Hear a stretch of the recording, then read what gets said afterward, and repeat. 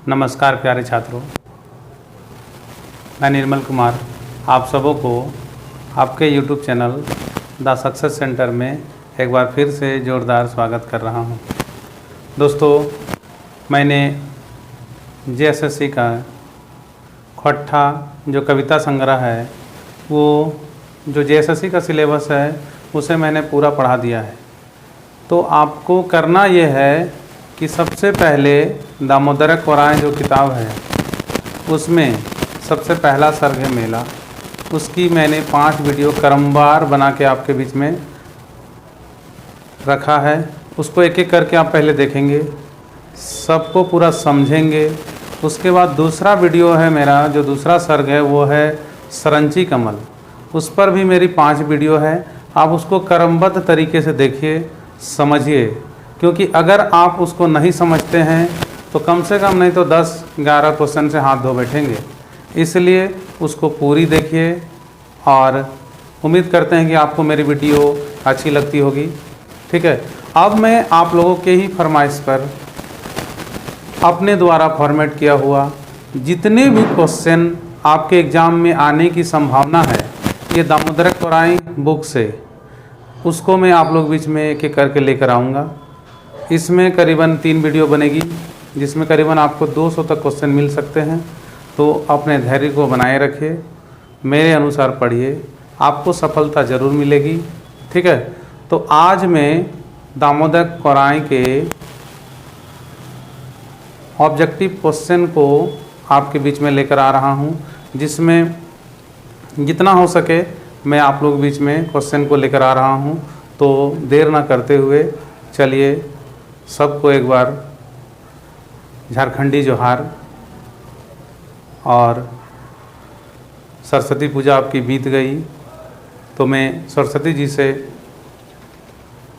हाथ जोड़कर विनती करता हूँ कि आप सबों को इस बार माँ सरस्वती ऐसी कलम से आपकी जीवनी को लिखे कि आपका जीवन खुशियों से भर जाए, आप जो नौकरी चाहते हैं वो आपको मिले। ठीक है, यही मेरी माता से विनती है कि आपको इस सरस्वती पूजा के अवसर पर आपको ऐसी वरदान दे माता सरस्वती सबको। चलिए अब यहाँ से शुरू करते हैं। तो चलिए देखते हैं, पहला क्वेश्चन है मेरा दामोदर कोराएँ के किताब से। देखिए, कौन पुराना साहित्यक आधारे ई दामोदर खंड काव्य लिखल गया है? कौन पुराना साहित्यक आधारे ई दामोदर खंड काव्य लिखल गया है? पहला ऑप्शन है कर नालंदा खंडर, दूसरा है हड़प्पा खंडर, तीसरा है चैचगांवगढ़ खंडर और चौथा है केवनाय। मतलब इनमें से कोई नहीं। ठीक है, तो देखा इसका आंसर किए थे चैचगांवगढ़ खंडर, किए थे चैचगांवगढ़ खंडर। चैचगांव कर चर्चा भी तो नहीं देखा लग। चला दूसरा क्वेश्चन पे चलते हैं। दामोदर कोराएँ किताब कौन विद्या में लिखल गया है? दामोदर कोराएँ किताब कौन विद्या में लिखल गया है? नंबर 1 ऑप्शन महाकाव्य, नंबर 2 खंड काव्य, नंबर C गीत काव्य और D उपन्यास। पहला महाकाव्य, दूसरा खंड काव्य, तीसरा गीत काव्य और चौथा उपन्यास। तो इसका आंसर थे खंड काव्य।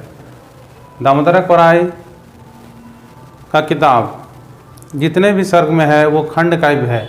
अब देखिए ऊपर में ही हेडिंग दिया होगा, किताब जो भी लिए होंगे तो वहाँ लिखा होगा दामोदर कोराएँ, उसके नीचे लिखा होगा खंड काव्य।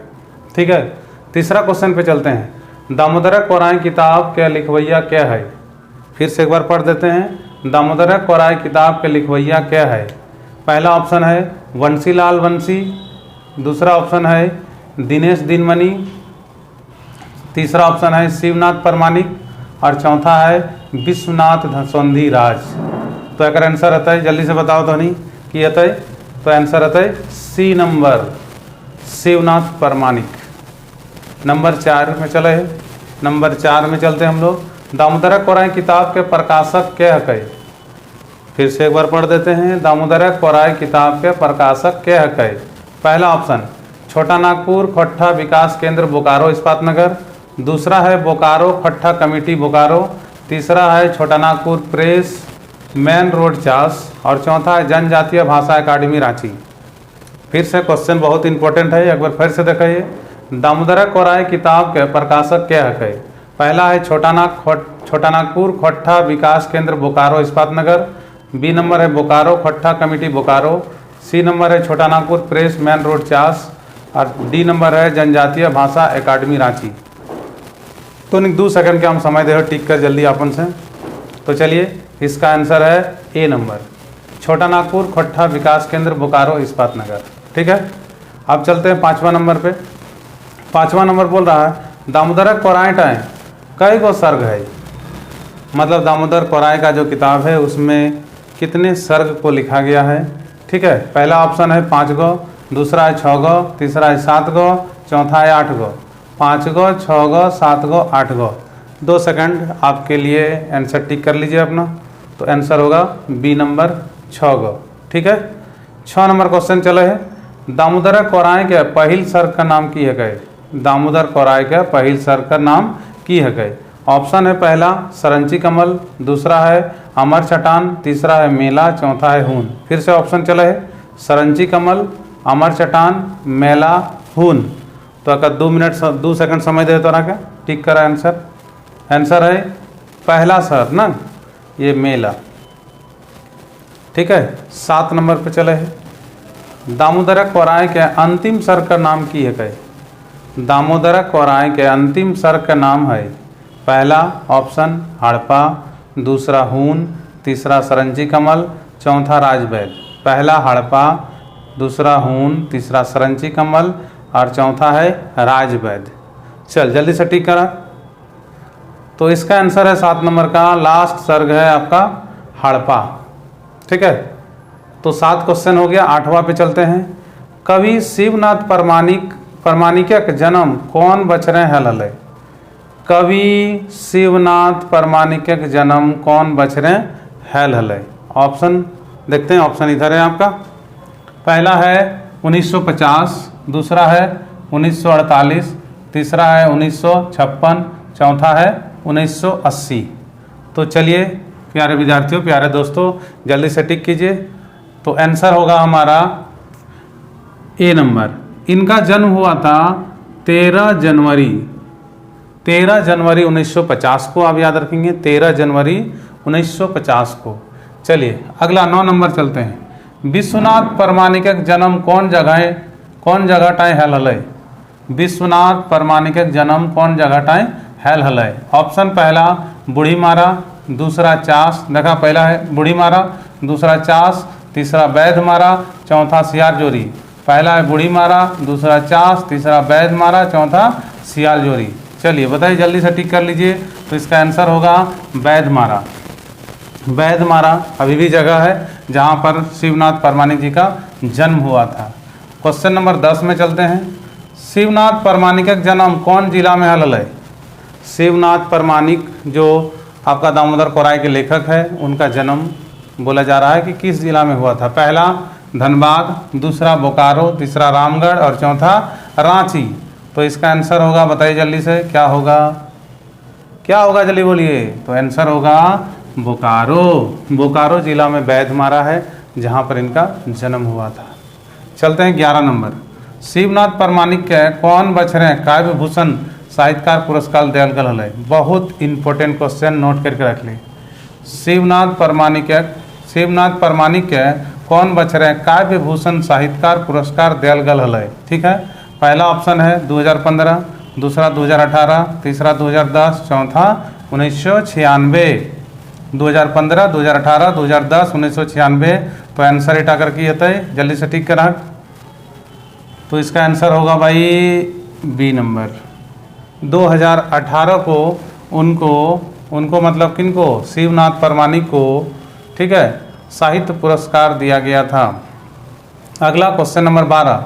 दामोदर कोराई खोट्ठा खंड काव्य के कौने मधुर काव्य के संज्ञा दियल हलय? दामोदर कोराई, देखिए यहाँ लिखा है दामोदर कोराई खोट्ठा खंड काव्य के कौने मधुर काव्य के संज्ञा दियल हलय? ऑप्शन है पहला शिवनाथ परमाणिक, दूसरा A.K. झा, तीसरा श्रीनिवास पानूरी और चौथा है बी.एन. ओहदार। चलिए जल्दी टिक करिए। तो इसका आंसर होगा ए.के. झा। तो ए.के. झा ने ये दामोदर कोराय का जो खंड काव्य है उसको मधुर काव्य का संज्ञा दिया है।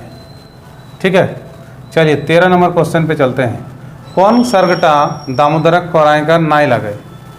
कौन सर्गटा दामोदर कोराय कर नाय लगे? ऑप्शन ए हून, बी मेला, तीसरा नाच बंदर नाच, चौथा हड़पा। हून, मेला, नाच बंदर नाच, हड़पा। टिक करिए जल्दी से। तो इसका आंसर होगा दोस्तों नाच बंदर नाच। ये आँखी के गीत का जो कविता है। चलिए आगे चलते हैं। नंबर 14 14 नंबर पे कौन सर्गटा दामोदर कोराय लागे? मतलब यहाँ पर लिखा है कौन सर्गटा दामोदर कोराय लागे। दामोदर कोराय में 6 सर्ग है, जिसमें से कौन वाला है उसका वही बताना है। पहला ऑप्शन है सरंची कमल, दूसरा है राजवैद, तीसरा है हून और चौथा शोभे। ठीक है, सरंची कमल, राजवैद, हून, शोभटा। तो आंसर होगा इसका, बताइए जल्दी से कौन सा है। तो सरंची कमल भी है, राजवैद भी है, हून भी है, तो ये सब हो जाएगा इसका आंसर। ठीक है, चलिए क्वेश्चन नंबर 15 पे चलते हैं। मेला सर्ग कैथिक वर्णन करल गेल है? मेला सर्ग कैथिक वर्णन करल गेल है? ऑप्शन नंबर ए नदीक धारिक सभ्यता, बी नंबर राजाक वीरताक, सी नंबर प्राकृतिक और डी नंबर आदिवासी। चलिए बताइए आंसर क्या होगा। मेला सर्ग कैथिक वर्णन करल गेल है? नदीक धारिक सभ्यता, दूसरा में है राजाक वीरताक, तीसरा है प्राकृतिक और चौथा है आदिवासी। तो आंसर इसका क्या होगा, जल्दी से टिक करिए। तो आंसर होगा इसका ए नहीं, बी नहीं, सी होगा। ये देखिए सी, यहाँ पर प्राकृतिक का वर्णन किया गया है मेला सर्ग में। उसके बाद क्वेश्चन नंबर 16 में देखते हैं। झारखंडक बोने कैथिक गाछ नाय है? झारखंडक बोने कैथिक गाछ नाय हल। मतलब उस समय की बात ये क्वेश्चन कर रहा है जिस समय मेला सर्ग आप पढ़ेंगे उसमें। अभी तो बहुत सारे पेड़ पौधे पाए जाते हैं, तो अभी का बात नहीं कर रहा है। जिस समय मेला काव्य लिखा गया उस समय का बात कर रहा है। तो पहला है ऑप्शन 16 नंबर में, देखिए झारखंडक बोने कैथिक गाछ नाय हल। ऑप्शन पहला महुआ, दूसरा सरय, तीसरा जामुन और चौथा कटहल। तो देखिए महुआ, सरय, जामुन, कटहल। तो आंसर महुआ भी था, सरय भी था, जामुन था, कटहल नहीं था। उस समय कटहल का चर्चा नहीं कवि ने नहीं किया है, तो टिक कर देंगे कटहल। 17 नंबर क्वेश्चन पे चलते हैं। सिमरक फूलक रंग कैसन है वै? सिमरक फूलक रंग कैसन है वै? अगर कविता मेरी लाइन बाय लाइन आप सुने हैं तो आपको आराम से याद होगा। पहला है सादा, दूसरा है लाल, तीसरा है करिया और चौथा माटी बरन। सिमरक फूलक रंग कैसन है वह? पहला है ऑप्शन सादा, दूसरा है लाल, तीसरा करिया, चौथा माटी बरन। ठीक है, तो हम आपको पढ़ाए हैं सिमरक फूल लाले लाल, गौछे गौच सिमरक फूल लाले लाल। ठीक है, तो कैसा उसका कलर होता है? लाल।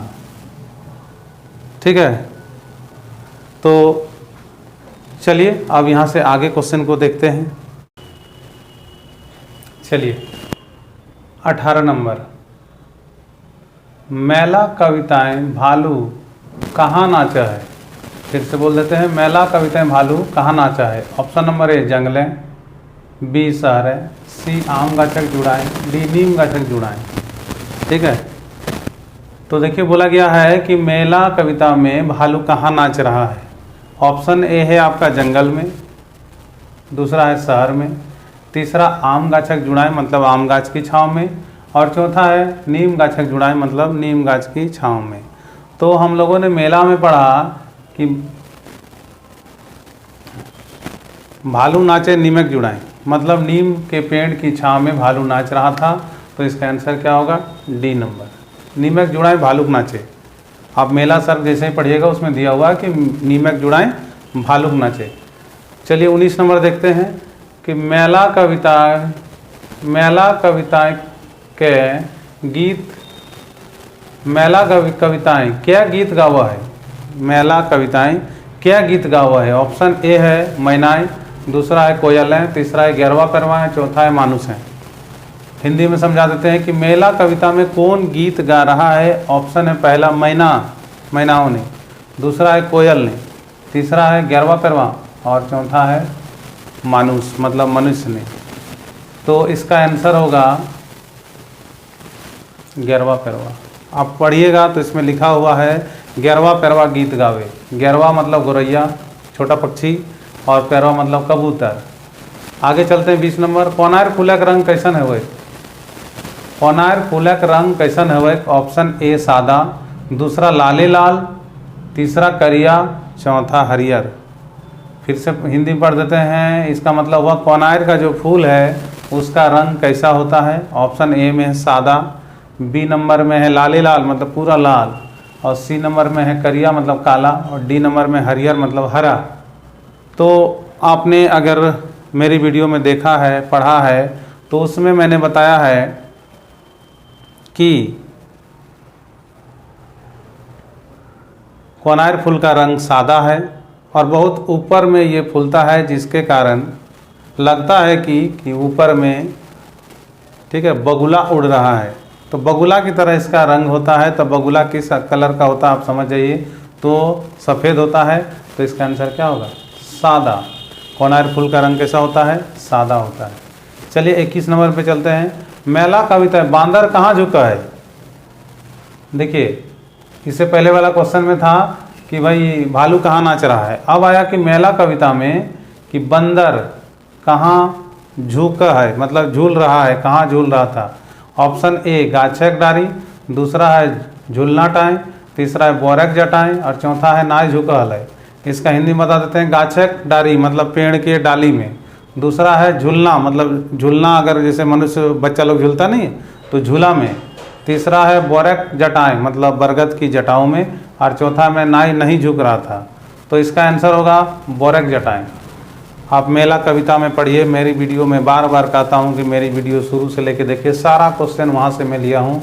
मेला कविता बांदर कहाँ झुका है? तो बोरक जटाएँ। आप उसमें पढ़िएगा बोरक जटाएँ बांदर झुके। ठीक है, आगे चलते हैं यहाँ से। ये 22 नंबर। मेला कविताएँ कोयल कहाँ को कहल है? ये मेला जो कविता है जिसको शिवनाथ परमाणिक जी ने लिखा है, उसमें बोल रहा है कि मेला कविताएं कोयल कहाँ को कहे।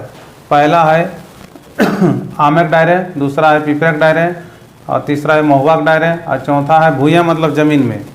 आमक डायरे मतलब आम के डाली पे, पिपरक डायरे मतलब पीपल की डाली पर, तीसरा है महुआक डायरे मतलब महुआ की डाली पर और चौथा है भूया मतलब ज़मीन पर। तो इसका आंसर होगा पिपरक डायरे कोयल कूके, पीपल की डाली में कोयल कूक रहा था। चलिए आगे चलते हैं। Question number 23। मेला कविता का आधार है मानुषक सृष्टि कहाँ भैल है? इस मेला जो कविता है इसके अनुसार मनुष्य की सृष्टि कहाँ हुई थी, इसमें बताया गया है कि कहाँ हुआ था। ऑप्शन ए शहर है मतलब शहर में, दूसरा जंगल है मतलब जंगल में, तीसरा गांव है मतलब गांव में और चौथा पहाड़ है मतलब पर्वत में। तो इसमें बोला गया है कि जंगले मानुषक सृष्टि मतलब जंगल में ही मनुष्य का सृष्टि हुआ। तो इसका आंसर क्या होगा? जंगल। इसके बाद दोस्तों 24 नंबर पे चलते हैं। मेला कविताएं कौन नदी की बात कहल गया है? ये जो मेला कविता है उसमें किस नदी की बात कही गई है? पहला है स्वर्णरेखा, दूसरा है गंगा, तीसरा है बराकर, चौथा है दामोदर। तो देखिए इस सब क्वेश्चन को मैं अंदर से लिया हूँ। जब तक आप कविता को नहीं पढ़िएगा आंसर देना मुश्किल है। आप कहीं भी टिक कर दीजिएगा। तो मैं फिर से एक बार कह रहा हूँ कि आप मेरी वीडियो को ज़रूर देखें। तो यहाँ पर आंसर स्वर्णरेखा नहीं, गंगा नहीं, बराकर नहीं, दामोदर नदी का चर्चा किया गया है कि दामोदर नदी कुछ कथा कहत। चलिए यहाँ से आगे चलते हैं। दामोदर नदी कहाँ, दामोदर नदी कहाँ जुग जुग से बहल आयल है? देखिए दामोदर नदी कहाँ जुग जुग से बहल आयल है, मतलब दामोदर नदी कहाँ जुगों जुगों से बहती हुई आ रही है। ऑप्शन है पहला बिहार है मतलब बिहार में, दूसरा है झारखंड है मतलब झारखंड में, तीसरा है उड़ीसा मतलब उड़ीसा है मतलब उड़ीसा में, और चौथा है उत्तर प्रदेश है मतलब उत्तर प्रदेश में। ठीक है, तो आंसर क्या होगा भाई? झारखंड में बहती आ रही है दामोदर नदी। चलिए 25 हो गया। आगे चलते हैं, देखते हैं यहाँ पर 26 नंबर। बोल रहा मगध राजा के व्यापारी की लैके झारखंड आयल है। मगध राजा के व्यापारी की लैके झारखंड आयल है। ऑप्शन ए नून, बी नंबर धनिया, सी हल्दी और चौथा शोभे। ठीक है, नून मतलब नमक, धनिया तो जानते हैं, हल्दी भी जानते हैं और शोभे। तो इसका आंसर क्या होगा? आप पढ़े होंगे नून धनिया हल्दी लेके मगधक व्यापारी अइला, है ना। तो क्या होगा? नून भी होगा, धनिया भी होगा, हल्दी, ये तीनों मसाला लेकर वो व्यापारी लोग शुरू में आए थे। चलिए आगे चलते हैं 27 नंबर पे। मगध राजा के व्यापारी मसाला के बदले की पावत। मगध राजा का जो व्यापारी लोग आए थे यहाँ पर व्यापार कर रहे थे, तो कहा जा रहा है कि उन लोगों को ये जो व्यापार करते थे, है ना, मसाला का, तो उसके बदले यहाँ के लोग क्या देते थे? तो ऑप्शन है पैसा, मतलब पैसा देते थे, दूसरा है मुहर, तीसरा है हीरा, चौथा है ज़मीन जगह। तो आप इसमें पढ़िएगा कि 4 गहूम मसाला के बदले हीरा चंदन पावत। 4 गहूम मसाला के बदले हीरा चंदन पावत, मतलब चावल, गेहूं और मसाला के बदले उन लोगों को क्या मिलता है? हीरा चंदन। तो हीरा देखिए है ऑप्शन में, एकदम है, सी नंबर में देखिए हीरा लगा हुआ है। 28 नंबर पे आते हैं। बनियाई खनिज बनज लेके कहाँ बेचहला। बनियाई खनिज बनज लेके कहाँ बेचहला। बनिया जो है कि यहाँ से झारखंड से खनिज और बनज वन का उपज लेकर कहाँ बेच रहा था। ऑप्शन ए है नदी धारी धारी, दूसरा है बोने बोने, तीसरा है राजा गढ़े, चौथा है घारे घारे। नदी धारी धारी मतलब नदी के किनारे किनारे बेच रहे थे। बी नंबर है बोने बोने मतलब जंगल जंगल, सी नंबर राजा गढ़े मतलब राजा के गढ़ में, और डी है घारे घारे मतलब घर घर में। तो इसका आंसर होगा राजा गढ़े। बनिया जितना भी चीज़ यहाँ से लेके जाता था वो कहाँ बेचता था? बनियाएँ खनिज बनज लेके राजा गढ़े बेचत। ठीक है, चलिए आगे चलते हैं 29 नंबर में। झारखंडक लोग कितने समय बाद काट के चिन्हित करला। झारखंड के लोग कितने सदी के बाद काट मतलब लकड़ी का पहचान किए।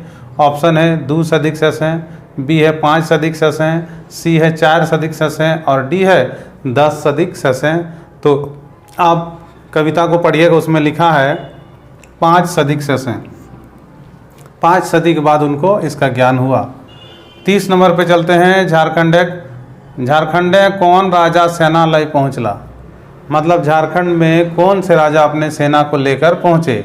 ऑप्शन नंबर ए नरसिंह राजा, दूसरा है उमादित्य राजा, तीसरा है कालकेतु राजा और चौथा है कमल केतु राजा। तो इसका आंसर होगा उमादित्य राजा। उमादित्य राजा अपनी सेना को लेकर आए थे और दामोदर के किनारे मेला लगा दिए थे। चलिए अब यहाँ से आगे चलते हैं। देखिए 31 नंबर। उमादित्य राजा का रानी की नाम हलय, मतलब उमादित्य राजा जो थे उनकी रानी का क्या नाम था। ऑप्शन ए है शालिनी, बी दुर्गावती, सी वरुणी और डी लीलावती। शालिनी, दुर्गावती, वरुणी और लीलावती। तो इसका आंसर होगा वरुणी रानी थी, वरुणी। आगे चलते 32 नंबर। झारखंड के आदिवासी शहरी के बाहरी के की कहल है। झारखंड के आदिवासी बाहरी के की कहल है, मतलब बाहर से जो भी लोग यहाँ पर आते हैं उसको झारखंड के वासी लोग क्या कहकर संबोधित करते थे। ऑप्शन ए में है बहरिया, मतलब बाहर से लें बहरिया। बी नंबर आर्य लोग भारत आए थे। सी नंबर राजा भी आए थे। डी दीकू। तो आप ही बताइए आंसर क्या होगा। तो आंसर होगा झारखंड के लोग बाहर के लोगों को दीकू कहकर संबोधित करते थे। आगे चलते हैं 33 नंबर। झारखंड के आदिवासी की कहल गया है। झारखंड के जो आदिवासी लोग हैं उसको क्या कहा गया है इस मेला सर्ग में। ऑप्शन ए है मूलवासी, बी है दीकू, सी है बोनेक राजा और डी है हौड़। मूलवासी, दीकू, बोनेक राजा, हौड़। तो इसका आंसर होगा सीधे डी नंबर हौड़। ठीक है, तो आज के लिए इतना ही। मैं ज़्यादा लंबा वीडियो नहीं बना रहा हूँ। ठीक है, बस आपको मैं क्वेश्चन दिखा रहा हूँ कि मैंने क्वेश्चन कैसा सेट किया।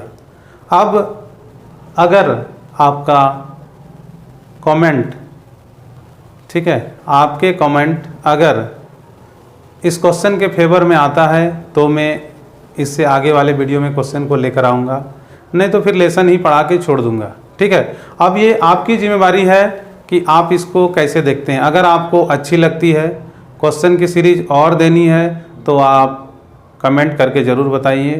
ठीक है। अगर आपको अच्छी लगती है मेरी क्वेश्चन तो मैं यहाँ से आपको यहाँ से आगे क्वेश्चन की सीरीज दूंगा, ठीक है। और नहीं तो इसके बाद आँखी का गीत पढ़ाऊँगा, ठीक है। उसके बाद खट्टा कादे पैदे खड़ी पढ़ाऊँगा, ठीक है। तो चलिए दोस्तों, देर ना करते हुए आज की वीडियो को मैं यहीं रोक देता हूँ, ठीक है। चलिए आप सबों को एक बार फिर से नमन। जय झारखंड।